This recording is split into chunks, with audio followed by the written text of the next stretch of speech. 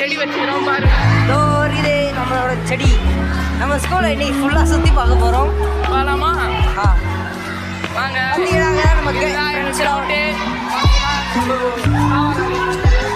நமக்கு நம்ம புறாப்பி வந்து வராரு. கைஸ் வாங்க.